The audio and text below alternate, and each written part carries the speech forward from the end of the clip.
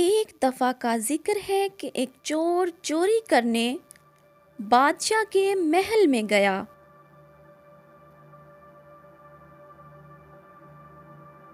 جب وہ محل کے اندر داخل ہوا اور خزانے والے کمرے کو تلاش کر رہا تھا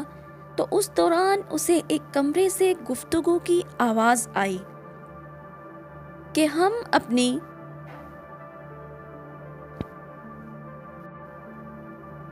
شہزادی کا رشتہ کسی اللہ والے اور متقی پرہیزگار انسان سے کریں گے۔ ملکہ نے کہا، جی عالیجا، میں بھی یہی چاہتی ہوں کہ ہماری شہزادی بیٹی کا رشتہ کسی اللہ والے اور نیک دل نوجوان سے کریں گے، اور انشاءاللہ ہمیں کوئی اللہ والا نیک دل نوجوان مل ہی جائے گا۔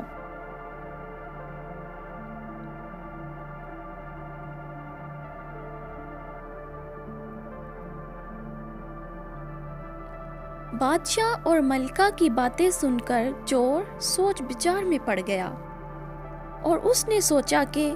کیوں نہ وہ نیک اور متقی پرہیزگار انسان میں بن جاؤں تو میری شادی بادشاہ کی بیٹی سے ہوگی۔ تو اس دن اس نے چوری نہ کی اور وہ گھر چلا گیا۔ بالآخر اس نے ایک تدبیر سوچی کہ بادشاہ کے محل کے پاس ایک مسجد ہے، میں اللہ کے نیک متقی پرہیزگار بندوں والا روپ دھار کر اس مسجد میں بیٹھ جاؤں اور دن رات اللہ کی عبادت میں لگ جاؤں، تو کسی نہ کسی طرح یہ بات بادشاہ تک پہنچ جائے گی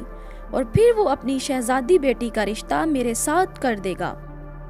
تو اس نے ویسا ہی کیا اور نیک لوگوں والا روپ دھار کر اسی مسجد میں بیٹھ گیا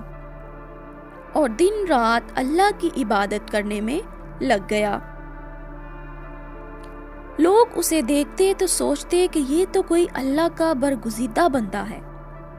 جو دن رات اللہ کی عبادت میں لگا ہوا ہے، اور اسے تو دنیا کا ہوش ہی نہیں، اور لوگ اسے اللہ کا نیک متقی اور پرہیزگار انسان سمجھنے لگے، اور یہ بات مشہور ہوتی ہوتی بادشاہ کے کانوں تک جا پہنچی۔ تو بادشاہ نے اپنی ملکہ سے اس بارے میں بات کی تو وہ بھی راضی ہو گئی کہ ٹھیک ہے، آپ اس بندے سے اپنی بیٹی کا رشتہ دینے کے متعلق بات کریں۔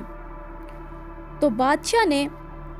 اپنے وزیر کو ساری بات سمجھا کر اس نیک متقی پرہیزگار آدمی کے پاس بھیجا۔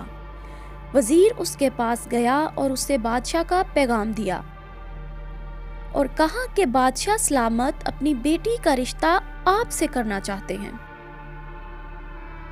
وہ خاموش ہو کر وزیر کی بات سنتا رہا، اور بعد میں اس نے وزیر کو کہا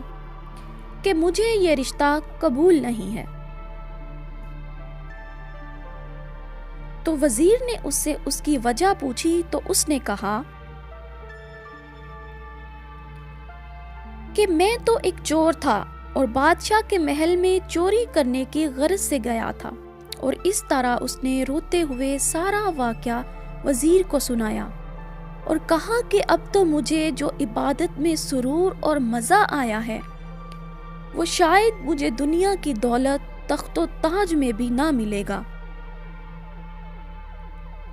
تو بس اب میں اپنی بچی زندگی اللہ کی عبادت میں گزاروں گا۔ دوستو، اگر ہم بھی اسی طرح صبر سے اپنے آپ کو اللہ کی عبادت میں مصروف کریں تو ہمارا دل بھی دنیا کی لذتوں سے ٹوٹ کر اللہ کے ساتھ جڑ جائے گا، اور پھر دنیا کی کوئی چیز اور لذت ہمیں وہاں سے واپس اپنی طرف نہیں لا سکتی۔ Turn to Allah before return to Allah.